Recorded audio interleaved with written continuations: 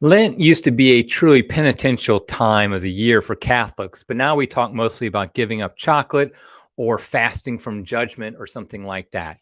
How can Catholics reclaim Lent and make it truly a time to prepare in a penitential way for Easter?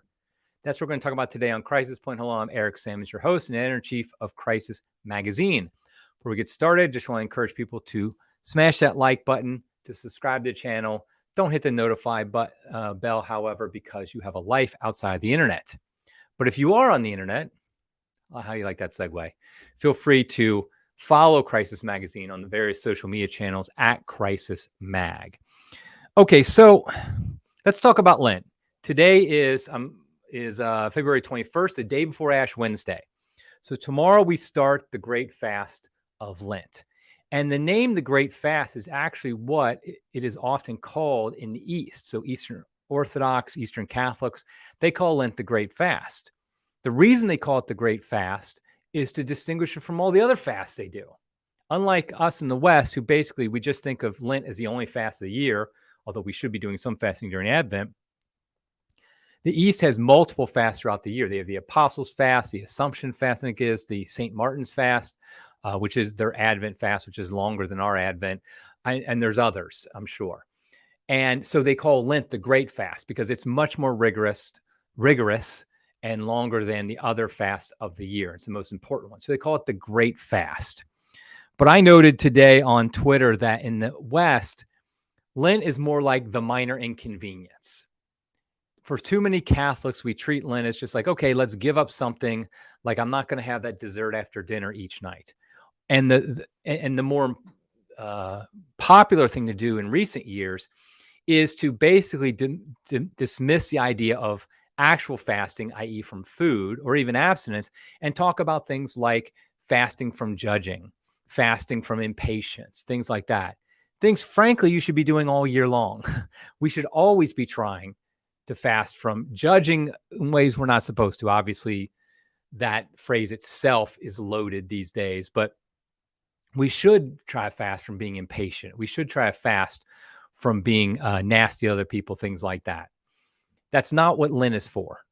Lent is for a deeper dive into the sacred mysteries, a deeper dive into the passion of our Lord Jesus Christ, so that we can fully appreciate Easter. Now, traditionally, Lent has three major aspects, three principles: prayer, fasting, and almsgiving. I think all of us kind of understand that during the season of Lent, those three practices of prayer, fasting, and almsgiving should be the three things that we up our game in, so to speak, that we really try to do more of those.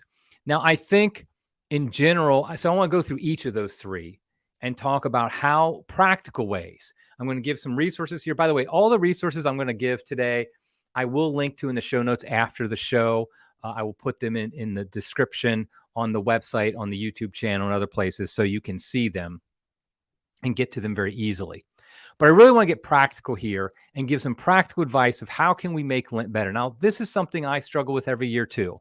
I don't claim to be an expert and like I've done great Lents or something like that. I've had good Lents. I've had bad Lents. Good meaning I was more deeply into the penitential season. Bad meaning I wasn't. And I found when I have good Lents, I have great Easters. When I have bad Lents, my Easter ain't so great. And that's something I think we forget often in our feasting culture where every day is a feast. I mean, let's be honest. Most of us, every day we eat like a king would have ate in the Middle Ages. Actually less healthy than a king would have ate in the Middle Ages, but that's beside the point. And so we don't really get the whole aspect of you need to fast in order to feast. To truly appreciate the feast, you need to fast. We need to have that balance. We should not be fasting all year long. We should not be spending every single day of the year fasting, but we shouldn't be feasting every day either. And Lent is this great reminder that we really need to fast. It really does help us. So let's first talk about the three principles of prayer, fasting, and almsgiving. I'm going to go out of that order because I think I'm going to build up to what we know, to what we don't know more. The first category I want to talk about is almsgiving. Almsgiving is, of course, charity towards others, that we're helping others. Now, here's my practical advice for almsgiving. Number one, look local. give locally. Really, I think that's the number one thing. I get that we're inundated with requests for money and for help all over the world. I'm not saying you should not give to some organization that maybe helps people in another country. I mean, I donate to organizations that do that as well. But our focus really should be local, because that's what we have a responsibility for. Ultimately, I'm not responsible for a poor person in India, but I do have some level of responsibility for a poor person in my community, in the sense that I should be doing what I can to help them out. And so really think local when it comes to almsgiving. And I would also say prioritize the poor.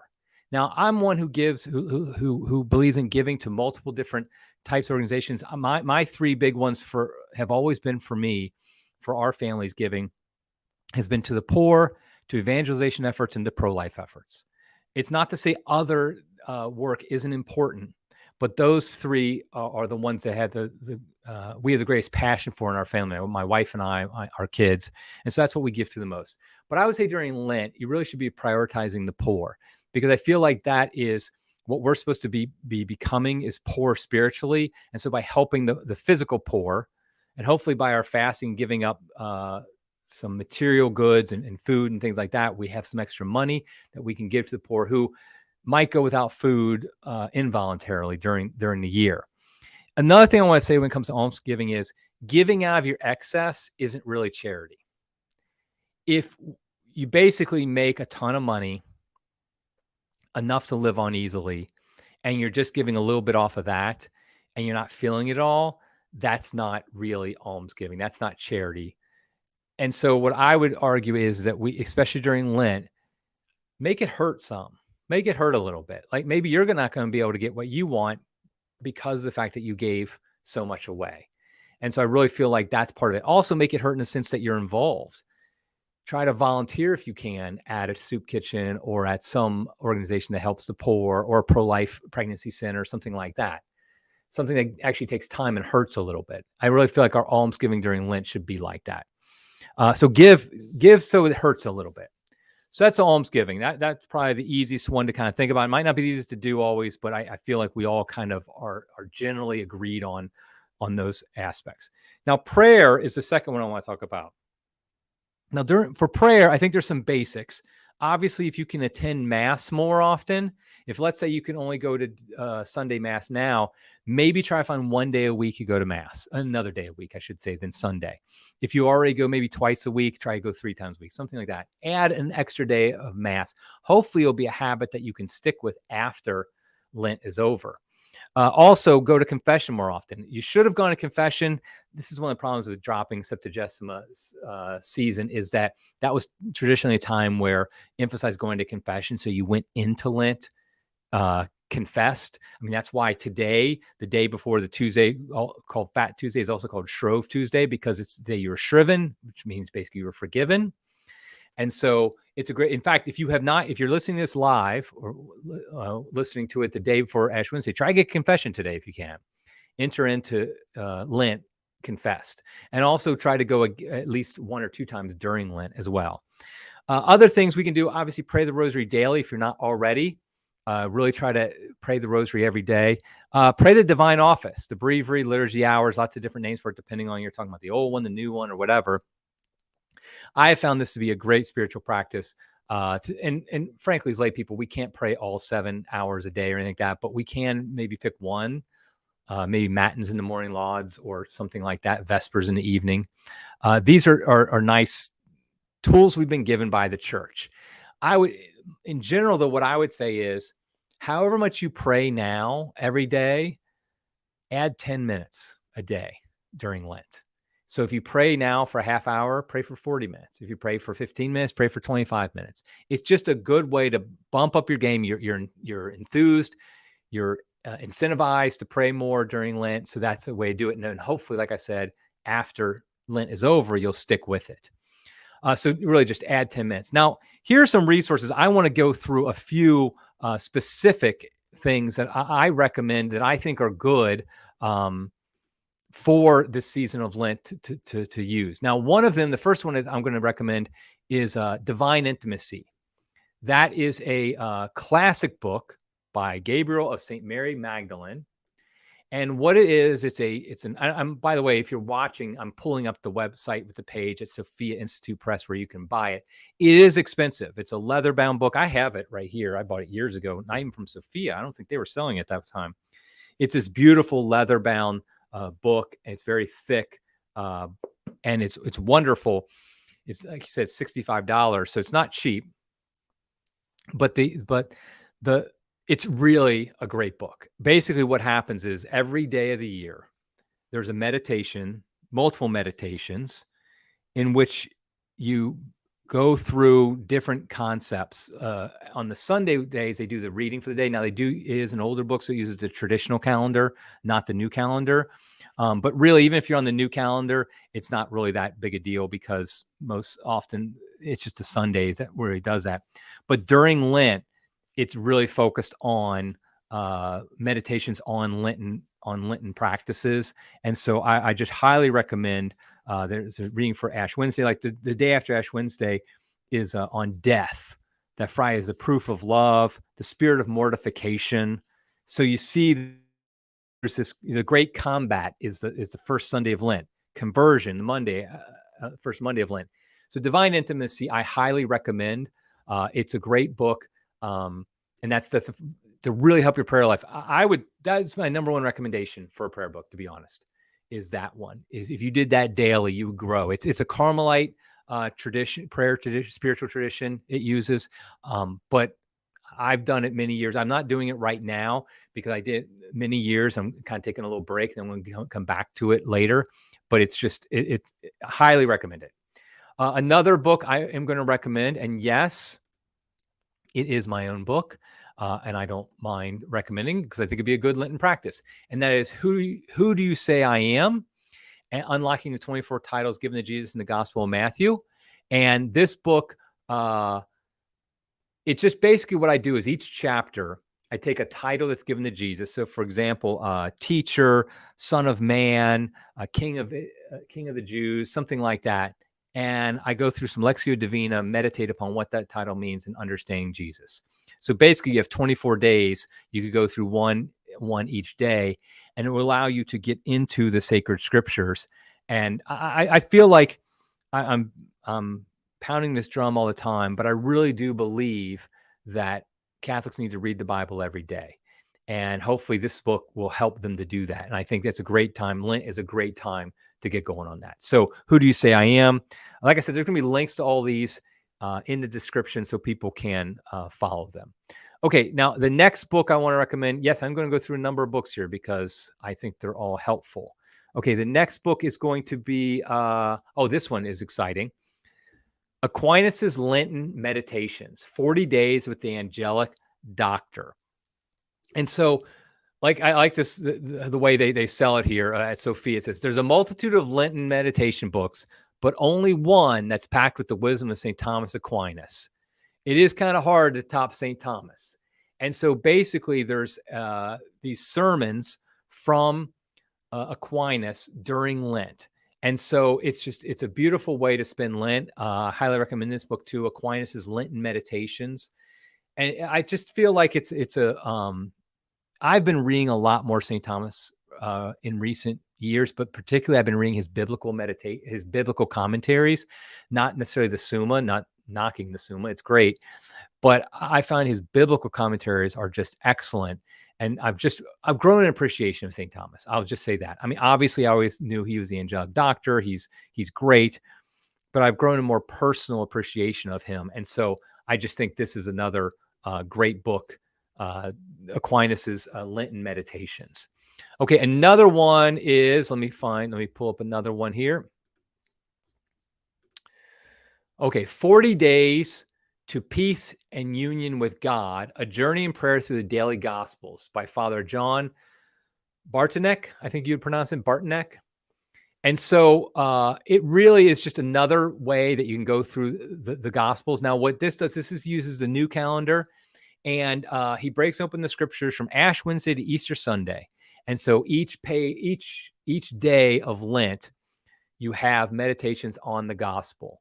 And so I think I think this is another good book that I think should be checked out. Okay, now the last thing I want to bring up for purposes of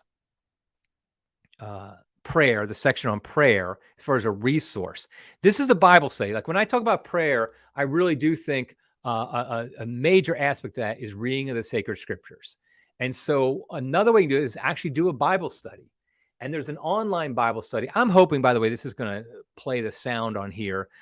If it doesn't, we're going to have about a minute or so with no sound. But what I'm going to do is I'm going to pull up a video.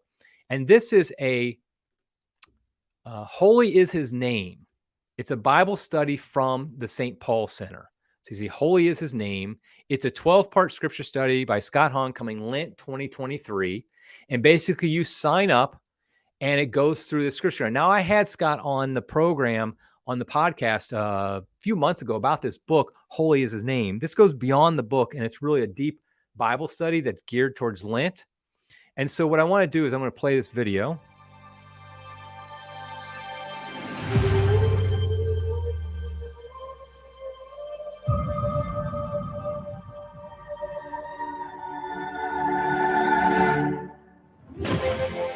In these 12 short episodes, I'm going to explore with you one of the most commonly talked about, but sometimes little understood ideas in our Catholic faith, holiness, and in particular, the holiness of God.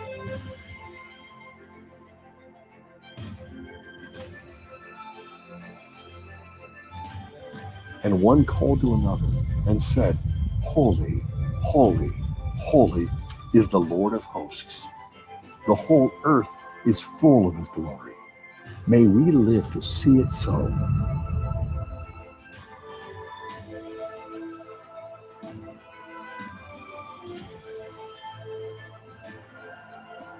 I'm Scott Hahn, and I would like to welcome you to Holy is His Name.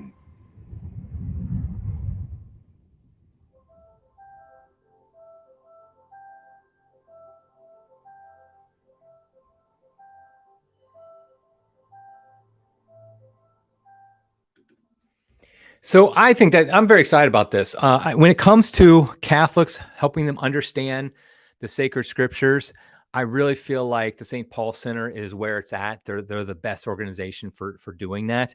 And so I'd encourage you to sign up for that Bible study. Again, I'm going to link to that in the description so you can get to it. And basically, you just send your email address, you sign up for it, and you get this 12 part Bible study for during Lent. Holy is His Name. And if you remember from the podcast when Scott was on the program talking about this book, he did seem like this was the one he was most excited about of all his books he's written. And reading it myself, I can see why. It really is a powerful book to understand what it means to be holy. Okay, so we've gone through prayer. We've gone through almsgiving. We've gone through prayer. Now what I want to talk about is the hard one, fasting. Now, first of all, tomorrow at Crisis, there's going to be an article on fasting. My wife actually wrote it. She's kind of becoming more and more of an expert on this. She's gotten very involved with this. She's studying nutrition, understanding fasting from a physical standpoint, and just combining it with the Catholic spiritual tradition. She's read a lot about it. So I'd encourage you, first of all, to read that article that's coming out on Ash Wednesday about fasting. But here's the thing. I feel like most Catholics are kind of hung up about fasting in the sense of they have this love-hate relationship with it. I should say a hate appreciation of it relationship. They appreciate that, yes, Catholics should fast, but they hate it so much that they feel guilty about it, even thinking about it. They feel guilty about just the idea that I don't fast enough or whatever the case may be. Maybe they get angry when other people talk about fasting because they're like, I don't feel like I'm fasting on that level. And I feel like we've got a lot of hangups. That's probably what I'm trying to say. Got a lot of hangups when it's come to fasting. And so what I'd like to do is I'd like to encourage people to drop those hangups. One of the things I think we can do is we need to understand fasting better. We understand physically what it is and what it entails so that we can do it better. Because the fact is that it is very difficult to fast, but it's particularly difficult for modern man to fast, almost impossible to do it well in the sense that you get spiritual benefits from it. Because when you read, for example, the Desert Fathers, they talk about fasting as an opportunity to grow closer to God. But let's be honest. When most of us fast, the exact opposite seems to happen. We get more irritable with the people around us. We don't pray anymore. In fact, we probably pray less. We're obsessed in our mind about food. We're not thinking about God. We're thinking about food. And so I really feel like we need to improve our ability, how we fast. And so the first thing I want to say is I want to encourage people. There is, I've mentioned this before, I think on the podcast. My wife has a support group basically on Facebook called the Saragossa Fasting Initiative Support Group. And what it is, she's the facilitator of it. And basically it's helping people understand fasting. So for example, she's encouraged people in the group to do a 40-hour fast this Ash Wednesday. So they eat dinner tonight on Fat Tuesday, have a great dinner, Fat Tuesday, and then they don't eat again until Thursday morning. Basically go 40 hours, very biblical number. It's also a good number for your health to fast for that long. But she doesn't just say do it. She basically explains how to do it. Like she gives advice. Okay, if you're getting headaches, if you're losing energy, if you're getting irritable, things like that, what do you do? How can you physically overcome those things so that you can be focused on your fasting, so that you're not I'm focused on prayer and other things rather than just like the fact that you're hungry. And so it's very practical. It uses the latest in what science is telling us about fasting. Some people like Dr. Jason Fung and others. So I encourage people to join that group. Again, I'll put a link to it in the description. If you search on Facebook for fasting, Saragossa fasting group or something like that, you'll probably pull it up. And it is a private group, so you don't have to worry about other people seeing what you're writing or anything like that outside of the group. You'll have to join it. But yeah, so that's the first thing is I just encourage people to check out that fasting group. Another resource is a book. We just had him on, Jay Richards. Recently, we had him on talking about his book, Eat, Fast, Feast. And so here's a book, Eat, Fast, Feast, Heal Your Body While Feeding Your Soul, A Christian Guide to Fasting. What I really like about this book for Lent, and I encourage you why you should consider it for Lent, is he actually has a whole program. Let's say you've always failed fasting. You've never been good at it in the past. And it's not something you enjoy, not that you ever enjoy fasting, but it's not something that you appreciate and get anything out of. Well, this book's for you then, because he has basically a 6-week program that matches the length of Lent. So you start off slow. At the beginning, you're just changing your eating habits a little bit. And then each week you add on a little bit more. I should say probably reduce a little bit each week. And so by Easter, by Holy Week, I should say, you're ready to do some serious fasting. And I think that's a great way if you've never really done it before. So I encourage you to get that book, Jay Richards, Eat, Fast, Feast, Heal Your Body While Feeding Your Soul, A Christian Guide to Fasting. And that's probably the last recommendation, by the way, that I'm going to pop up on the screen. But when it comes to fasting, I think one of the things that I think Catholics also struggle with is the difference between fasting and abstinence. Actually, my wife's article tomorrow is going to talk about this, how early on in the church, like the first 1,000 years or so, the focus was on true fasting, i.e. not eating for a period of time. But over time, it started to gain more traction to talk about abstinence. And there's reason for that. And she goes into that a little bit. But it talked more about giving up certain types of food. So obviously meat, but also things like eggs and cheese and things of that nature. But I do think there's problems with that. The problem is that if you eat, but it's very limited, the food you eat, the types of food you eat, you actually are more likely to have bad physical consequences and an inability to complete your abstinence program than if you just didn't eat. And a perfect example of this is the church's modern definition of quote unquote fasting, which isn't actually fasting, because fasting, there's only one definition of fasting, not eating. But according to the church, your fast can be 1 full meal plus 2 small meals that together don't add up to a full meal, which of course is extremely subjective and really kind of a dumb way of doing it. But there's reasons that we got to this point. By the way, this is not a Vatican II modernist type thing. This happened over a long period of time that we got to the place we are. Tim Flanders over at 1 Peter 5 had a podcast about some of these issues with fasting. But here's the thing. If you eat a little bit in the morning and a little bit at lunch, like just a tiny little snack or something, maybe just 100 calories, something like that, you're actually going to be worse off than if you just fasted, didn't eat anything. What I mean by that is you're going to be worse off in your ability to transform your penance, your fasting into spiritual benefits. because it's going to make you more irritable and hangry and things like that than if you just didn't eat. And so I really have gotten to the point where I think we should return to true fasting. Now, I'll be the first to say it takes time to get into a rhythm. I did not fast really at all for probably a dozen years, maybe even more. I mean, I would do the minimal that you're required to do on Ash Wednesday and Good Friday, and that was it. And really, I've found that, and so I get it. I get it if it's hard for you. I'm not trying to act like it's not, but I really think it is possible. Trust me, if I can do it, you can do it. Now, there are obviously medical situations. Obviously, if you're pregnant or nursing, you don't want to fast. And there's other situations, but those are rare. Outside of pregnant and nursing, those are rare. I mean, the Catholic community, like half the women are always pregnant or nursing. So, I mean, I understand that. But the true medical conditions where you can't fast are very rare indeed.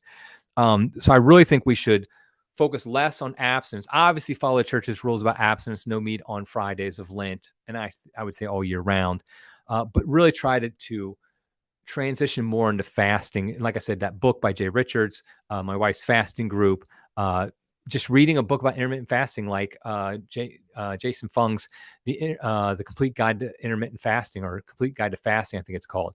I think that's very important as well. Just understand your body, understand what your body's doing, because what I found is when you fast the right way, on one level, it's easier because you're actually doing what your body is able to do.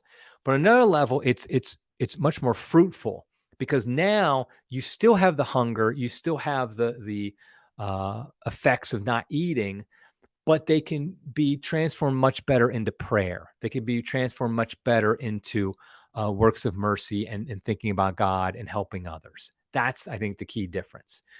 So I really, again, read the article tomorrow also by my wife about fasting. Ultimately, fasting should have pride of place in Lent. Yes, there are three ideas, principles. There's prayer, fasting, almsgiving. But if you look historically, fasting is, because you should be praying all year round. You should be giving alms all year round. You don't need to be fasting all year round. I mean, I do think you should have regular fast outside of Lent as well, but not like Lent. It's called the Great Fast in the East for a reason. That should have pride of place. So I really would encourage you to make Lent a great fast. A great fast. Now, I have to tell a story because I've told it before, but I got to tell it again. Always understand where you are. Don't try to do too much, as they say in sports. Here's the story. I decided to convert to Catholicism on February 25th, 1992. It's almost 31 years ago. That was a Tuesday, and Ash Wednesday was a week and a day after that. This was going to be my first Lent, because in my Protestant denomination I grew up in, we did not really celebrate Lent. So I didn't really know much about it. So I found out about it very quickly. And so I decided that Lent, I'm going to give up food. That's right. I was basically going to give up almost all food. I would eat a little bit of bread and some water for dinner, like maybe a slice or two of bread or something like that for dinner each night. I was in college, and that's what I was going to do. I was very enthusiastic about it. I was also very dumb about it. Obviously, I was not able to do that. I got irritable. I got cranky. I was just a person you did not want to be around by Friday. I made it to Sunday, ate on Sunday, tried on Monday, and by Tuesday, so less than a week into it, about a week into it, I gave up. And I smartly gave up. That was stupid to try that. But I like the enthusiasm, as I say. When my younger kids, my teenagers and young adults, when they do something stupid out of great love or enthusiasm for the faith, I never get too upset about it, because that's much better than the opposite. But what I learned though there was, okay, you don't just dive into something crazy. Like same with prayer. Like if you're praying 10 minutes a day right now, don't try to pray an hour a day immediately. Try to build up to that. And so likewise with fasting, if you've never done it before, start slow. But again, find some help in a book, in a Facebook group, or whatever the case may be. Find some help to do it. But really try to be like when you get to Holy Saturday, the Easter Vigil, look back and you want to say, I pushed myself. And what pushing yourself means is different for every person. So, but you do want to look back and say, I really made this Lent a time for sacrifice, for, as St. Paul says, chastising my body, bringing it into submission. You really want to do that. And so this Lent, by the end of Lent, look back and say, yes, I really did make an effort to chastise my body, to bring it into subjection. Now, you might fall during Lent, but that's okay. Get back up. We all fall. But the idea is, like you say, over Lent, I really did do what the church traditionally has always wanted me to do. Okay, I think I'm going to wrap it up there. Hopefully this was some help for people. Hopefully this will help them make this Lent a great fast. And most importantly, it will make your Easter really pop, so to speak, really be a feast of feasts like it's supposed to be, because you've been fasting for the 40 days before it. Okay, that's it for now. Until next time, everybody. God love you.